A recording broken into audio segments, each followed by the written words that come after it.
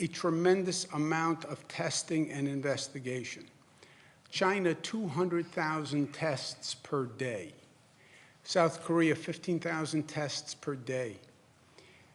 They were so aggressive on testing that they actually identified the people who tested positive, isolated them, and then ran down the track of who those people may have contacted. Massive testing. This country, we've done 5,000 tests to date, according to the Secretary of Health and Human Services. So our testing capacity is nowhere near what it needs to be. Now, there'll be a retrospective one day. What happened? Why? You saw China November, December last year. You saw the case coming. Why did it take so long for this country to get a testing protocol done? That will be for another day. I'm a governor. I'm concerned about today. I'm concerned about tomorrow. So New York State is going to take matters into its own hand. We're going to start contracting with private labs in the state to increase our testing capacity. Remember again the chronology. We started several weeks ago. CDC said they would do all the tests and they would send them to Atlanta. We said that was too little, too late. They allowed the state laboratory to do testing. That capacity was several hundred. We said that's too little, too late. We have great labs in this state. Why the federal government wouldn't avail itself of the labs, why they wouldn't have had protocols and tests ready. So we are going to contract directly with the private labs in this state. There are about 200 labs in this state. The Department of Health routinely works with about 28 labs, which are expert in this kind of testing and virology, and where the Department of Health has a pre-existing relationship with these labs, where they're confident of the lab's work product, et cetera. We had a call with the 28 labs today. We informed them that they should get up, get running, and start moving forward with testing. There's still some complexity that the FDA needs to sign off on the actual protocols of some of these tests, and that is still complicating the situation, but this will greatly increase our testing capacity as we get these 28 labs up and running. We had them on the telephone today. We had the communication today, and we're starting the mobilization of those 28 labs, but that'll make a big difference. But frankly, we're not in a position where we can rely on the CDC or the FDA to manage this testing protocol. So we'll be moving forward with that. Second track, reduce density. Why? Because if somebody is infected, you don't want them to infect more people. That's what we're doing in New Rochelle. You have that intense cluster. You know you have an intense cluster. Stop large gatherings where you have a large cluster of people who are infected. It's called common sense. And that's what we announced with New Rochelle. We're also announcing that CUNY and SUNY, starting March 19th, will move to a distance learning model. And both systems will be doing that. CUNY will help reduce the density in New York City. SUNY will help reduce the density in downstate New York. That's SUNY Purchase, it's Stony Brook, it's Westbury, et cetera. Downstate is where we have the highest density of cases now.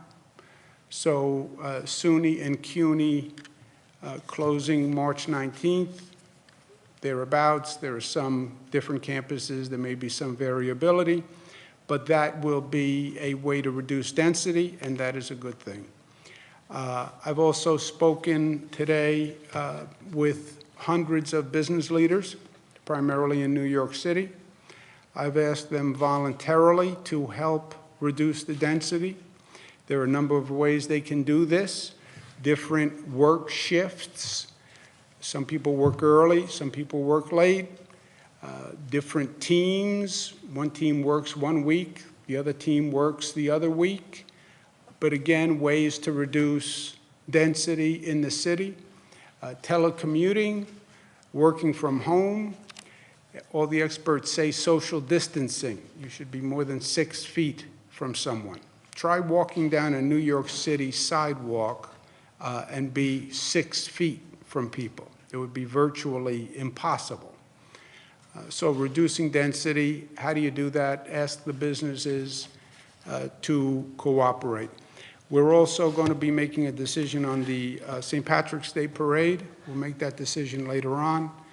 I want to speak with a few more people, but I've been speaking with health experts, Dr. Fauci, who I believe is one of the best in the nation, who I've spoken to a number of times. He testified today, and this is his strong recommendation. Just reduce large gatherings. Why would you risk bringing thousands of people together, knowing that this is a virus that easily communicates? Dr. Fauci was talking about sports events, et cetera, but St. Patrick's Day is one of the great convenings, right, of a large number of people. So we'll be making that decision today. But if you listen to the experts, they would say you should not be having a St. Patrick's Day convening at this time, which I believe makes sense. We said if we're asking people to be quarantined, we are asking the legislature to pass a bill that says people will be paid by their employer if they're on quarantine. Lead by example. New York State will pay any person who is quarantined who is an employee of New York State. So if you're on mandatory quarantine or on what we call precautionary quarantine, you'll be paid if you're a state employee. Public transit, we've asked them statewide to double the cleaning protocol. There's conflicting information on how long the virus lives on a hard surface, plastic or stainless steel. It was at first a couple of hours, then some people said up to 12 hours, some people now say up to 24 hours, some people say maybe a little longer than 24 hours. We want to double the cleaning protocol just to make sure New Yorkers are confident. There was a situation in White Plains where an attorney who practiced at Westchester County Courthouse in the White Plains Courthouse tested positive. 6 courtrooms are closed for cleaning, and employees who had contact with that attorney will be on precautionary quarantine, and anyone who needs a test we will do. The overall number of cases in Westchester, you see again 13 new cases. That is probably the single most troubling point in the state right now. 48, 12 new ones in New York City, 28 Nassau, 212 statewide. This number, as I have said from day one, will continue to grow every day. The more tests we get, the more positives we will get. That's exactly what we are seeking. These are not random survey tests. This is not a random sample. We don't have people who are random sampling the universe to find out what the infection rate is. This is when we find the person who is positive, asking them who they came in contact with, and then testing that chain. That's primarily where these tests come from. And we're looking for the positive. So that is actually good news because it says we're successfully tracking the chain. These numbers will continue to go up dramatically. The more tests we do, the more these numbers will increase. These numbers do not reflect anyone's belief of what % of the population is infected. My theory, talking to everyone else, having no medical experience whatsoever, is the coronavirus was in this country before people acknowledged, and that it is much more widespread than people acknowledge. My guess is when we go back and we look at this, we will find that there were many people who had coronavirus where it resolved and nobody even knew about it. We're looking at a test that would test for antibodies that the body produces to fight the coronavirus to prove out this point. If a person has antibodies that were produced to fight the coronavirus, it'll show that they actually had the coronavirus at an earlier time, resolved, and moved on. But that's a test that the Department of Health is working on. You see it goes New York and Washington State, number 1 and number 2, depends on the number of cases that day. Again, to the extent these tests are representative of anything. Death rate in Washington State much higher because it was of a vulnerable population. It was a nursing home. And that is the vulnerable population in a congregate setting. That is the most dangerous situation posed by this virus. Senior citizens, people with a compromised immune system, people with an underlying illness in a congregate facility.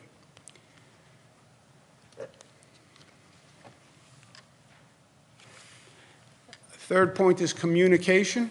Communication is making sure people have the facts, the right information, because the facts here do not justify the amount of fear. I understand it's a virus. I understand it sounds like a bad science fiction movie. This is not the Ebola virus. We've dealt with that. That was a much more dangerous, frightening virus. The facts here actually reduce the anxiety. We have 212 cases in the state of New York. 32 are hospitalized. Well, how about everyone else? They're home. They're recovering at home. Or they have recovered. But only 32 out of the 212 require hospitalization. And to me, what is the most definitive factual information is the Johns Hopkins study. Let's go back and track every case of coronavirus since we first heard about it. Let's go back to China to the first case and track all the cases and find out what happens. 121,000 cases. From the beginning, 4,000 deaths. 66,000 people recovered, 50,000 pending cases. 4,000 deaths are terrible. Yes, no doubt. How many people died in the United States from the flu last year? Roughly 80,000 from the flu. So, again, perspective. Questions, comments? On SUNY, does this mean that students who are living in dormitories will be sent home, or will they just be learning online for the remainder of the semester in their homes? Beth? We are developing plans as we speak in consultation with SUNY and CUNY to make sure that they can deliver all of these classes online. There may be certain applications where in-person instruction is still required, like lab settings. So the campuses are not themselves going to be closed, but the goal is to reduce the congregation of multiple students. So staggered class times, maybe breaking up class into smaller units, things of that nature. Is this for the rest of the semester? Just to be Yes. clear? Okay. Yes. How many tests is the state running currently? Daily? Can't give you an exact number, but hundreds and hundreds of tests. Like between, can we get a range there? Way over 500 tests. Way over 500. Are you up to the 1,000 per day goal? Let that me you look set? for the exact number for you. Okay. What did the federal government say when you said you were going to go, New York was going to go its own route and start contracting with these private labs? Did they give This has permission? been an ongoing conversation from day one, right? From when they announced, well, all the tests have to be done at CDC. And then there was a tremendous delay, and CDC was a terrible bottleneck. CDC, their main lab was in Atlanta, so all the tests were supposed to go to CDC. They were going to send them down to Atlanta, then they were going to come back. We had a tremendous pent-up demand for tests, and that was just too restrictive. We voiced our consternation about that. Good word, consternation. I voiced my consternation to you on occasion, so you understand what I mean by consternation. They then went to phase 2. Okay, the state labs can test. Yeah, but that got us a few hundred. That wasn't enough. And then this is the third phase where we can't just wait anymore. It's compounding the problem. And frankly, they can't put us in this situation because we're not able to do our job and our constitutional duty, which is to protect the public health. So we said we want to authorize the private labs in our state, and that we were going forward with doing that, and they assented. I'm sorry to be kind of repetitive here, but can we be very clear on Then don't be. If you're sorry, if you don't want to be repetitive, then don't be. I rescind my apology. I'm not sorry. Oh, so you're not sorry. So you're affirmatively repetitive. I'm affirmatively Aggressively repetitive. Go ahead. Sure. So soon, this is not a ban on in-person classes for SUNY. This is taking steps to restrict the number of people in classes. Can we Well, ban is nobody said ban. Ban is like a harsh word. We want to reduce density. The SUNY CUNY campuses will, now they're individual campuses, they have different programs, but they will be releasing students to the best of their ability starting March 19th. If students have hardships where they have nowhere to go and they're dorm students, then I'm sure an individual campus would take that into consideration. There'll be some situations where they have programs that must happen on site. They're doing a lab or something like that. But those are the exceptions, and those will be exceptions to avoid hardships. Otherwise, they'll be releasing for the rest of the semester to do distance learning, et cetera. So, follow-ups on that. One would be, there's some students who are on break now that might come back on March 15th, for example, which would just be a few days before that. What happens in those situations? And also, what happens with the athletic teams, the athletic events that are supposed to be held on campus for the rest of the semester? Yeah, the different schools have different breaks at different times. Your scenario, I don't believe the school would say come back for 2 days and then we're going to release you. So different schools can calibrate it differently. Sports teams, I don't know. We'll get you the answer though. So if there are students, Were you on a sports team at SUNY? I'm just curious. Governor, so if you're on a SUNY campus now as a student, like living in a dorm, you're going to be sent home on March 19th? The campuses on March 19th would be closing for the rest of the semester. If there's a hardship where you're in a dorm and you have no place to go, I'm sure that would be taken into consideration. And That said, they're not going to close. The dorms may stay open to accommodate particular student situations. What we are trying to do in coordination with SUNY and CUNY is to reduce the congregation of large numbers of people in classroom settings, so students will be able to return home if that's what they want to do and continue their studies at a distance, either through online or other mechanisms. But we don't expect that what we're going to do on March 19th is say everyone must find a new place to be. they're not evicting, excuse me a second, they're not evicting anyone, right? They're not closing the dorm and kicking you out. They are going to distance learning. You can go home, do it by distance, go wherever you want to go, do it by distance. If you have nowhere to go, and that is a situation, then SUNY will work it out that you can stay in the dorm. When it comes to paid sick leave specifically to the individuals who are private sector, you mentioned the public and taking that step forward, what do you imagine those provisions specifically for coronavirus to be in the legislation for paid sick leave? How many days would it be? The coronavirus parameters. That's what they are. So 14 days for quarantine? It's a 14-day quarantine, yeah. From the 28 labs that you had talked to today, do they need federal approval to do automated testing, or is this still manual testing for? Most of them do the manual testing. You don't have automated testing protocols available or authorized by the FDA. That's why I said it's a little complex. We can authorize the lab, but there's some of the protocols we can't authorize. But we want to move to the automated protocols. A couple of labs do have the approvals, right, Doctor? Yes, it's semi-automated, sort of semi-automated. You have manual, semi-automated, and then automated. Some labs have approval for semi-automated.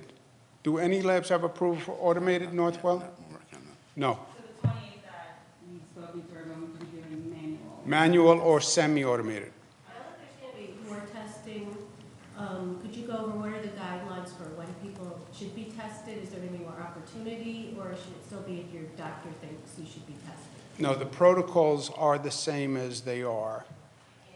You cannot manage, you can't open a front door when you don't have the capacity to handle the tests, right? So we established a prioritization, if you will, of the testing. And that same prioritization protocol still applies.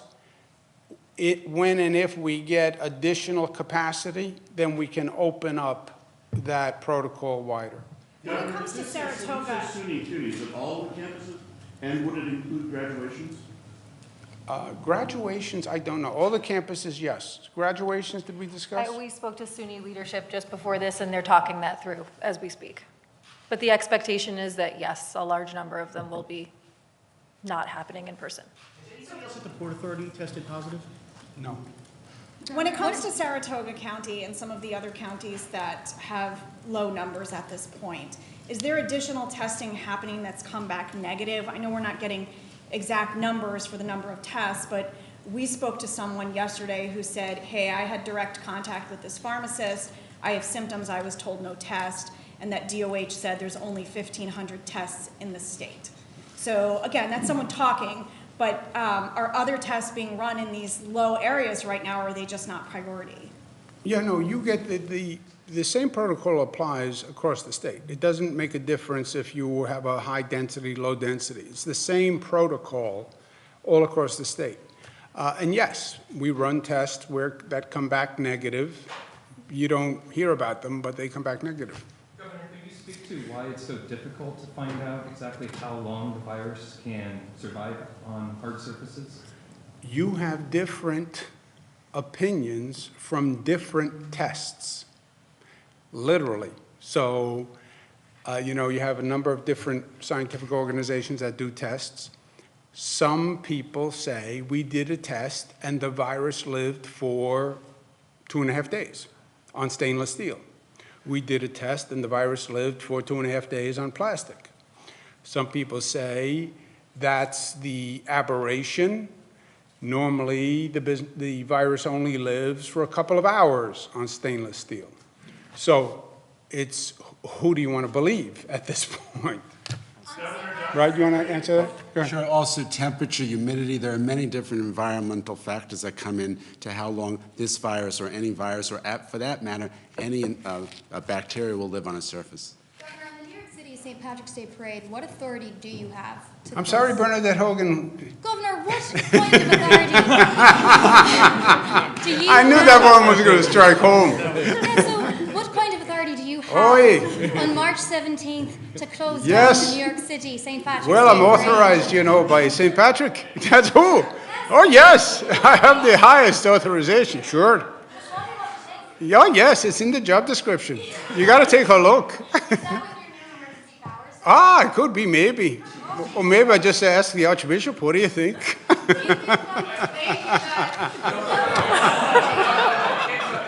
Too late, too late. I'm going to be speaking to the parade organizers and the people who are involved and see what they say. Do you have the ability to close down other counties? Like Onondaga County right now has said that they're going to continue their parade. What about other cities as Well, well? look, you have to look at the situation in that locality because you do have very different situations across the state. If you have a very low density of low density of caseload, then, you can argue, why should you close it down? You have just a few cases.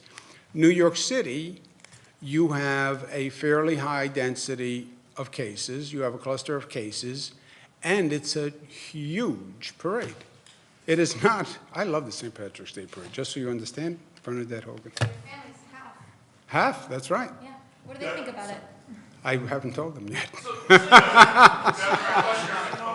On nursing homes, have you gotten any closer to the point where you think that they're going to be ending visitation? And any idea how long, Governor and Doctor, the changes might be at nursing homes as far as limiting visitation? I think we have had some nursing homes where we've limited and closed visitation. We're going to continue to move forward. We're monitoring all the nursing homes, and as I mentioned the other day, also putting out posters and other forms of information for people who want to visit. Similar question on authority, the containment area in New Rochelle. Are you using your authority through the law that was passed last week? Is there something else in public health law? What legal authority do you have? We haven't, there hasn't been a mandatory, everything that we have done to date has been basically by agreement. I don't think we've had any situation where there hasn't been concurrence. So it hasn't become a question of legal authority. So, but by that method, a church could hold a service this weekend, and face no consequences?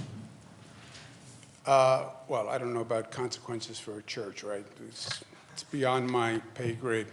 But there hasn't been any situation where it went to the question of legality. Governor, can you comment on how much you expect the capacity for testing to grow with these 28 labs? I mean, how many more tests are you going to be able to run? And then how does the new antibody test, how are those going to be rolled out, and how many people will be able to get those? Yeah, I'll let the doctor speak about the antibody. The problem with the testing capacity is we're not in control of the entire situation. So we have 28 labs that we have existing relationships with. They do virology. They're labs that the state health department believes are highly qualified, but they then need protocols approved by the FDA and tests approved by the FDA. So it's not like the state can just say, okay, you're a lab, here's the protocol, here's the agents, here's the assay, go. Because you always get this overlap with the federal government. It's primarily a federally regulated system through the FDA. So that's why it's hard to manage from the state side, because we don't really manage it. The antibody test, you want to speak to that? Sure. Thank you, Governor. So the antibody test would be a way to measure to see if somebody actually had been exposed to coronavirus and didn't even know it, was sick, and got better. And that's in development. We need to actually obtain individuals who have had symptoms or are positive for coronavirus, and then look in their blood to see if they've developed the antibodies, and then it would be a matter of scaling that up. So we're in the first part of this, and we'll move forward on. I couldn't hear you, Do sorry. you have a timeline for when that will be done? Not yet, but we can get back to you. The Department of Health has issued regulations to the nursing homes. Are we going to see similar sort of guidelines for adult daycare centers or senior congregate facilities? I think that we are doing this not only with the nursing homes, but also with the adult care facilities as well. And we have to tailor it for each individual facility, depending on how many people are there, the structure of how it's designed. Is there going to be some sort of guidelines similar to the nursing homes? Well, we're working on guidelines for the nursing homes and also for those facilities, yes. Are the 28 labs that you're contracting with, are they FDA approved at this point? Are they ready to go, or? No, they are state approved, Some of them have protocols and tests that are FDA approved. Some of them have protocols and tests that are not approved by the FDA, and they're waiting for FDA approval. So how much will that increase capacity? We don't know yet. We don't know There's an yet. That's what we're just trying to, we just got off the telephone with them. There's an election coming up, Governor, for Queensborough president on March 24th, and of course, April 28th is the primary here in New York State. Have you considered any action to either expand absentee voting or change the No, way people vote? not at this time. Would you slash the amount of signatures that petitioners need to get? We've had no discussion about that at this What time. about just generally gathering people in place? We're talking about you don't want 200 kids in a lecture hall, you don't want 200 people in a church or a synagogue on a Sunday, but we've got the NCAA tournament coming up. You don't want Dr. City, St. Fauci- Patrick's, maybe you want, but San Francisco is banning everything. Washington's banning anything over 1,000. So Yeah, what- that what- is what- exactly the question. St. Patrick's is obviously the extraordinary outlier, right, for concentration and density. But that was what Dr. Fauci was talking about today. He was talking about sports events, et cetera. And look, you don't want to shut down society, right? Because that's massively disruptive to the economy, to life, et cetera. But your main concern here is the public health crisis, and it's balancing the two. Does that include also community campuses that are affiliated? Yes. Okay, thanks, guys. Pardon my Irish brogue, I know it was terrible. Must have been offensive to your ears, Bernadette. Not at this time. We are going to stagger the LCA.